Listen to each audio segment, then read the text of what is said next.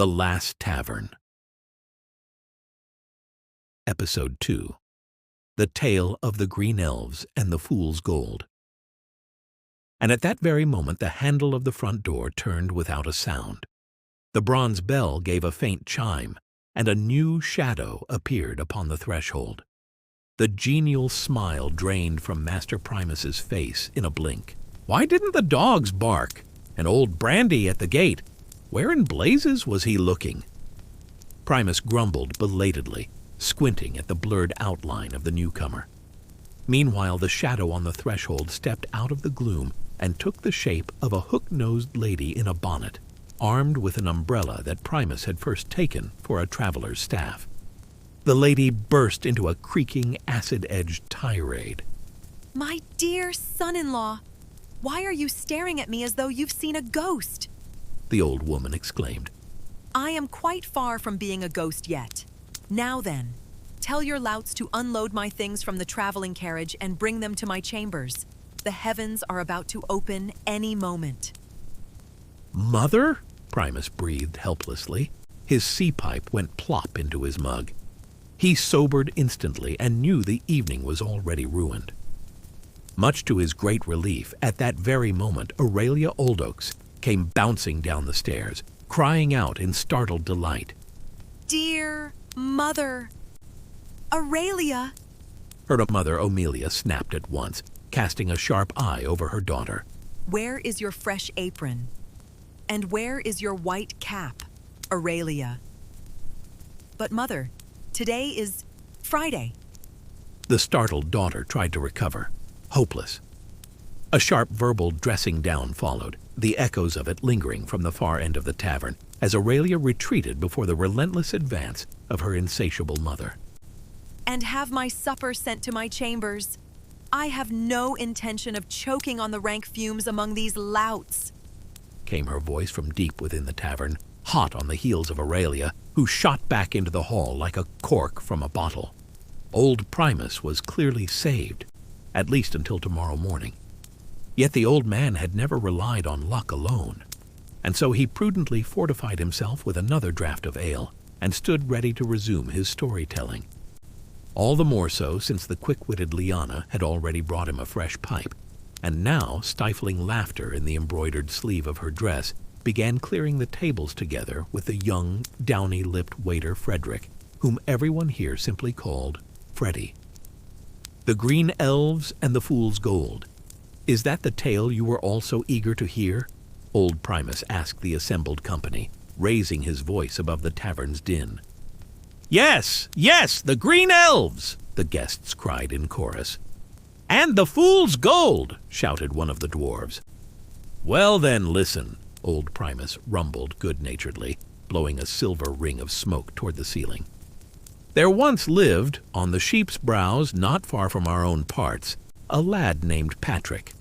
He grew up an orphan, and in those days was apprenticed to Ham the Cobbler, yes, the very same Ham, in whose well, as you may have heard, a stray dragon once got stuck. You'll hear how that happened later. Later. Everything in its time." Old Primus waved off his impatient listeners good-naturedly. Patrick worked for Ham from dawn till dusk, but on his day off he loved to wander out into the fields and little copses, singing songs of his own making or playing tunes on his pipe, while dreaming of the far-off seas where the sun sinks.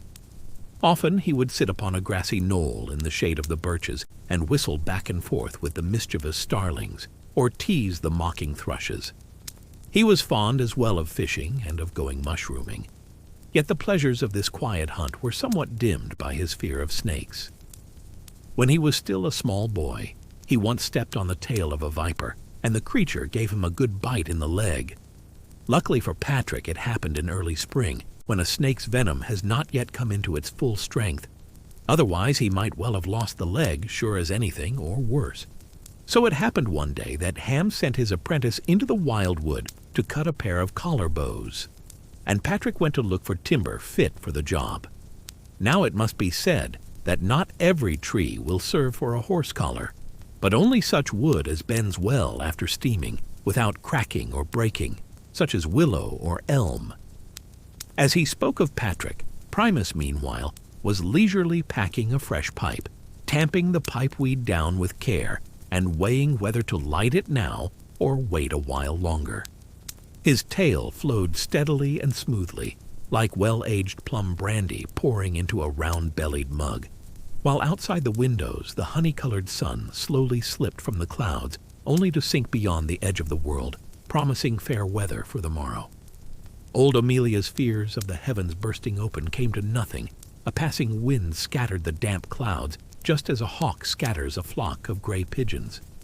Yet the elms Patrick found along the edge of the wild wood were always gnarled and knotty, old Primus went on, and not a single willow was to be found, so he wandered farther and farther down Pear Hollow, going deeper into the woods, until at last he reached the River Sallow, where ancient willows trail their gray tresses in the lazy current.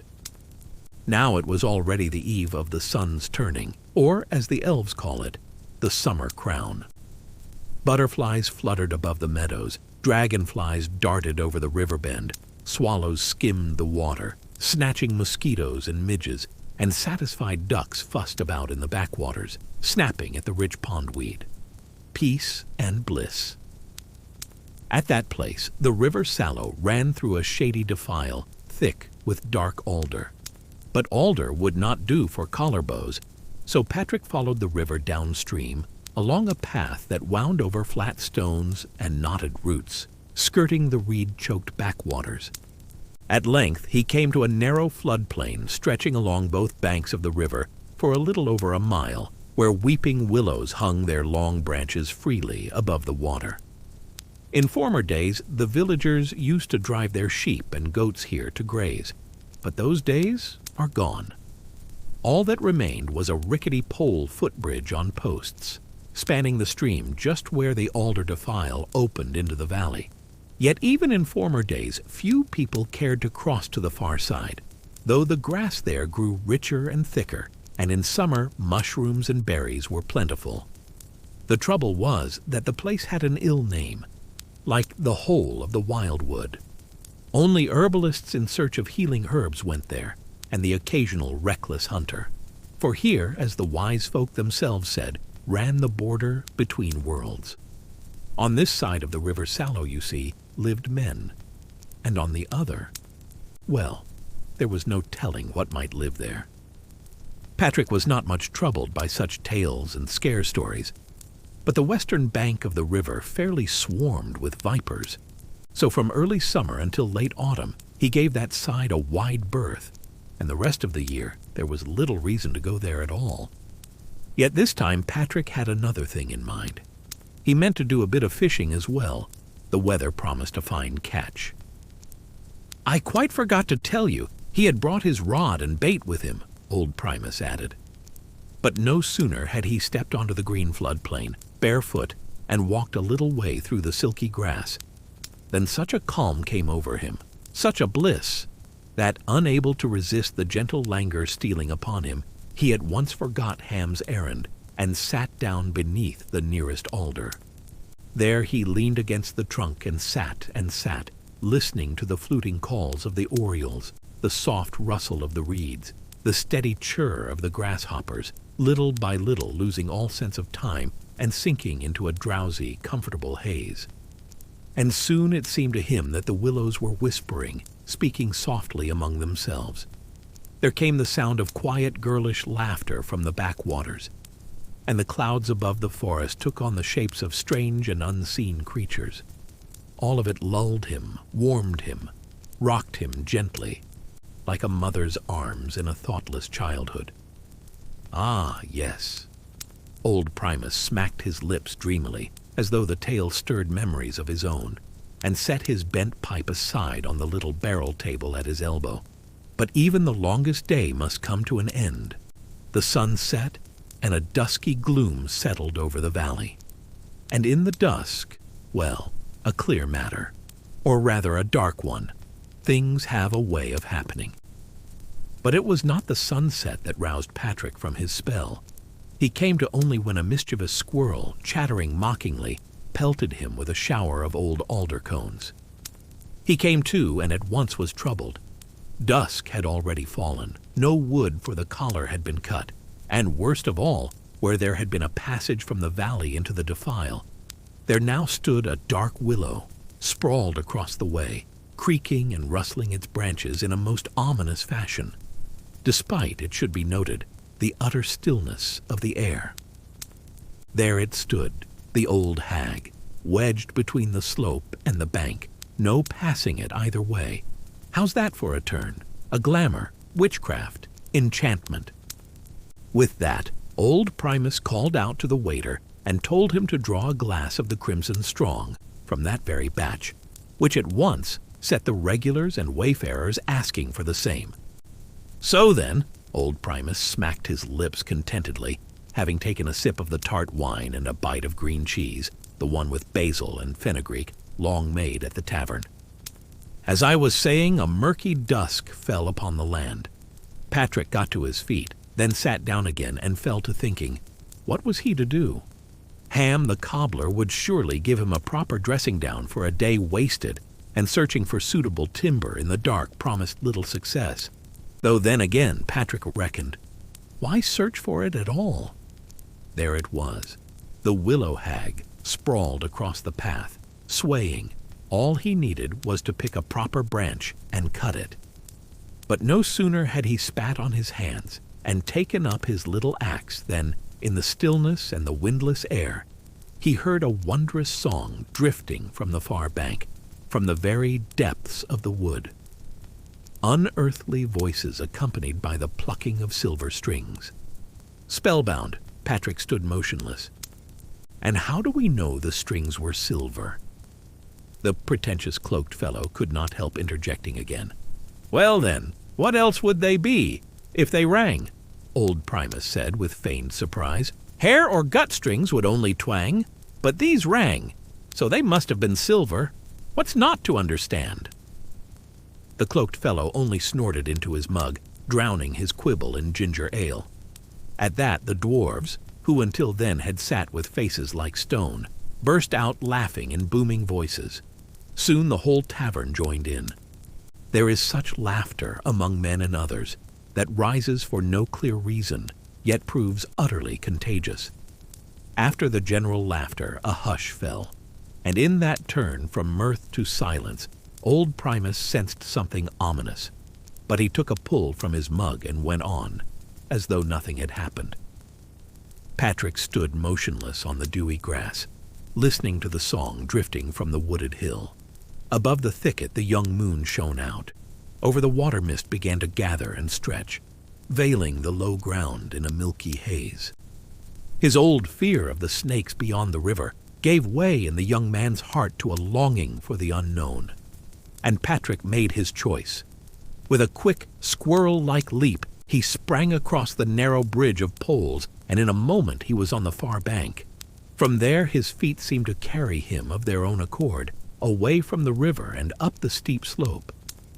Barefoot, he pushed through the undergrowth, leaving his little axe behind on the bank, thinking nothing of snakes, drawn on by the ringing of silver strings and the glow of fires he had glimpsed through the breaks in the thicket as soon as he reached the top.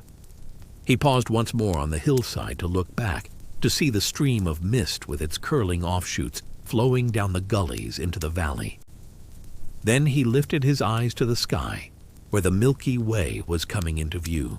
Here old Primus paused once more, looking over the assembled company, until the drunken dwarves lost patience and began to bang their oak mugs on the table. Go on, get on with it! Dwarves in their cups are a rowdy and impatient lot. At once nimble Liana darted out from behind the counter like a bird, bearing a huge jug, and in no time filled the mugs to the brim, the foam rising thick upon them, much to the dwarves' surprise. Yet they did not refuse, but paid up at once, as was their custom. And so our Patrick set off toward those very lights, old Primus went on. The forest west of the river Sallow was very ancient, choked everywhere with moss-covered windfall, and in its depths there was scarcely any undergrowth at all. The everlasting shadow of the great spreading giants had smothered all lesser growth, and only bracken fern pushed through here and there in patches. There had long been no large beasts or great birds in those parts. Forest life kept instead to the bushy edges and the river's floodplain. Yet here, in that shadowy gloom, as the old folk would have it, there dwelt something found nowhere else. And these were no beasts. Here still lived silent beings that filled mortal hearts with an unaccountable dread, primeval, wordless, eternal. And yet knowing and even feeling all this, Patrick pressed on boldly. There was no wind, and yet the trees swayed of their own accord and creaked above his head, now and then dropping branches and clumps of moss. At times it even seemed they were grumbling together, creaking and whispering among themselves. Once, somewhere behind him, a great branch came crashing down with a rolling crack. But Patrick kept on without so much as a glance back, stepping over the fallen trunks. He moved as though he could read the path in the dark, where to place his foot and where not, never once pricking his feet on sharp broken branches or stubbing them against the gnarled roots that thrust up here and there from the ground. The lights grew brighter, the song rang stronger. Fears, doubts, pain, and losses of the past drained out through Patrick's feet into the moss and the damp earth, like foul water. He knew full well that he would not leave the wild wood the same man he had been. And would you believe it? That did not frighten him in the least. When he was within some 50 paces of the nearest lights, Patrick slowed his step, moving carefully so as not to crunch the dry leaves and twigs underfoot, until he came to the edge of a wide clearing, and there beheld a great and wondrous revel. Hundreds of elves, clad in gold and green, moving in a singing circle dance among bonfires leaping toward the sky.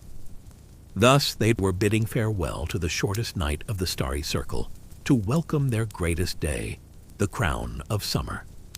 Patrick had heard all manner of tales about the Green Elves, most of them dark and ill-omened. It was a common thing for gray old women to frighten their careless grandchildren behind shuttered windows, telling how any mortal man who once stepped into an elven circle by the fire was doomed never to return home. And here it was not a single elven fire that crackled and blazed, but a full dozen. What is more, at the far end of the clearing, beneath the canopy of a spreading pear tree, upon a throne woven of vine, sat a lordly elf, proud and majestic, crowned with a wreath of oak leaves. "Why, that must be none other than the Oak King himself!" keen-eyed Patrick exclaimed, scarcely believing what he saw. The Oak King feasted, surrounded by 12 noble ladies and lords. Ah, what ladies they were, I tell you, each fairer than the last. Patrick's blood fairly quickened at such unearthly beauty. At this, old Primus gave a wink to Rufus's red-haired lad, who sat there all ears, and the boy flushed deep, his ears burning red outright. And all this revelry was accompanied by wondrous music. Young men played upon harps, maidens upon pipes and lutes, while the whole golden and green ring, winding across the clearing among the fires, carried a single song in chorus, bewitching, marvelous, and unending as the Milky Way. Patrick was utterly enchanted. He felt the magic with his whole being and was irresistibly drawn to join the elven dance and hang the warnings of those old crones. It should be said that Patrick had been watching the elven revel from behind the trunk of an ancient oak, hoping not to be noticed. And perhaps it might have gone so, had not, at that very moment, a great snake come slithering out from beneath the roots of a neighboring tree with an angry hiss. And Patrick sprang out from behind the trunk like a startled hare, straight onto the edge of the clearing. There he stood, rooted to the spot, not knowing what to do next. No sooner had he come to his senses than the Oak King sounded a silver horn. The music broke off. The singing fell silent. The dance came to a halt. It even seemed to Patrick that time itself had stood still in the clearing. "Show yourself to us, young Patrick, since you have come," commanded the Oak King. Patrick gathered his courage and stepped out of the shadow into the light. crossed the clearing and came to a halt before the throne of the Lord of the Wood, making a courteous bow. It did not even surprise him that the elven king had called him by name. He himself held the elves to be a knowing folk. His heart beat like a caged bird, yet he showed no fear. The Oak King and his court regarded the youth with neither hostility nor favor, yet not without interest. "What has brought you into the wild wood, and at so late an hour?" the Oak King asked, setting aside his cup. "A song," Patrick answered without hesitation. "And you dared to come to us, to our great feast, empty-handed?" The Lord of the Wood said, feigning surprise as he looked the youth over. "And how do you mean to repay us for our gracious welcome?" "With a song," the apprentice replied again, saying the first thing that came into his head. "Then sing it for us, young Patrick," the Oak King commanded with a faint smile. It was a command, and could scarcely be taken for a request. "But—" Patrick faltered for a moment, glancing at a golden-haired maiden with a lute, who sat tucked away cozily among the roots of an old elm. She had already set her slender fingers to the strings, catching the tune, and Patrick began finding his voice, the very first thing that came into his head, which was, of all things, the cow on the moon. The melody, taken up by the lute, was soon joined by a pipe, and here old Primus himself began to sing, while Olivia played. Patrick sang as though he felt no ground beneath his feet, and as if it were not his own voice at all. Yet he sang the song through to the end, and snatching off his cap, made a sweeping bow. The elves, standing and seated all along the edge of the clearing, greeted him with cheerful laughter and approving cries. Someone brought him a cup of foaming mead, and Patrick drained it at once. A swarm of bees seemed to hum in his head, and living fire coursed through his veins, burning away the last traces of his embarrassment. "That song we know well, young Patrick. We have heard it more than once," the Oak King said with a nod. "But have you a song as yet unheard by any? For I will tell you this. If you have such a one, a truly royal gift awaits you. But if not—" The king gave a dark smile. "You will never return home, and will remain with us forever. Are you ready to try your fate, young Patrick, or will you yield at once to such a captivity? A captivity that many mortals, whose days are numbered and whose lot is bleak beyond hope, might well envy." The king fixed Patrick with a searching look and added, "And you shall have but one chance, young Patrick. Only one." Patrick hesitated a moment before answering, then gave his chestnut curls a toss, for he was a fine lad, every inch of him, and laughed. "Well then, your offer does sound tempting, Oak Lord. What have I to go back to among all those greedy fools, eh? All I need do is sing one of those little ditties bawled out by drunken herd boys on the village outskirts, and that would be the end of it. And yet, no, I think I shall hold off on such an ending for now. Tell me first, what reward is to be mine, should I win?" "Freedom," the king declared, raising his brows with solemn emphasis. "What gift in all this world could be dearer than freedom?" he finished, quoting an old ballad.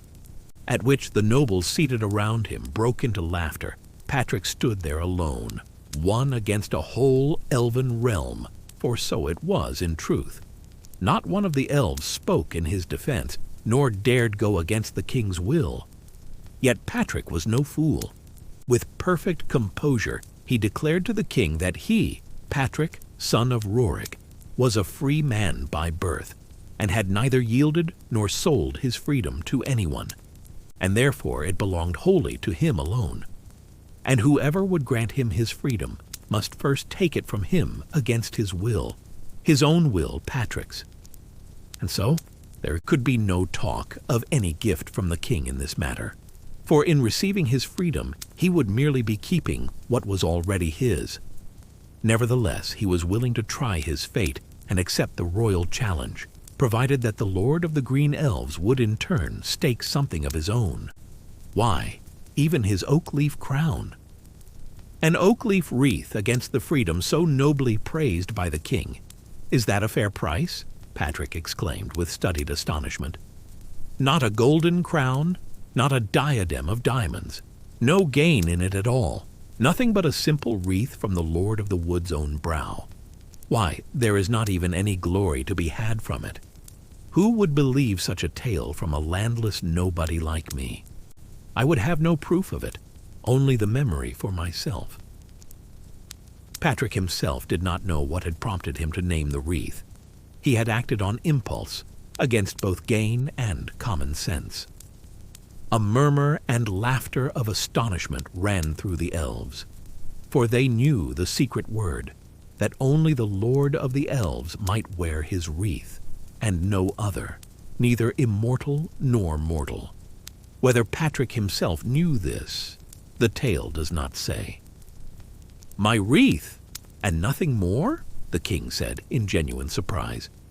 "And what if I were to offer you all this instead?" He gestured, and heaps of treasure suddenly shone forth at the roots of the ancient pear tree, appearing as if by wonder. "You are free to choose whatever you please from it, and to carry away as much as you can. In truth, these riches would suffice you for the rest of your days. All that remains is to win." "A short life you've measured out for me, Your Majesty," Patrick laughed. "Why, I'd squander all that in a week at a roadside tavern, treating and welcoming any and all. I know myself well enough. No, I think I shall refuse both gold and jewels. What else might you offer a poor apprentice?" At that, the king cast a keen glance at Patrick and snapped his fingers, and out of the shadow of the tree stepped a young elf, bearing in his hands a most exquisite lute of red wood, strung with silver. "Here is a lute, the like of which no mortal world can match in sound. Master its strings, master its very soul, and you shall become the greatest lutenist among your kind. All doors and hearts shall open to you, and your fame shall never fade." Doors and hearts, unfading fame, Patrick repeated after the king, slowly shaking his head. "It does sound tempting. But what if what truly awaits me is the blue sea and white sails slipping beyond the horizon? What use would all these doors and all this fame be to me then?" "The blue sea and white sails," the king echoed now, following Patrick's words, and there was an ancient sadness in his voice. "Yes, one day we shall all leave this world, under sail or otherwise, every one of us, leaving behind on this shore all our singing lutes and ringing harps. And nothing of what we possess now, nothing we so carefully keep and treasure, will cross the last sea, not so much as a silver pin. And what then will remain with us, if not the memory of our days?" The Lord fell silent in thought, and his gaze seemed to drift into nowhere. "Yes, you are right," he said at last, nodding in assent. "Your freedom, by right of birth, belongs to you alone and to no other. And so I accept your challenge, and in good faith I stake my royal wreath. And I give you my word, even if you lose our contest, such is now my will, you shall simply return home as you came, with nothing. If you so choose," the king added for some reason.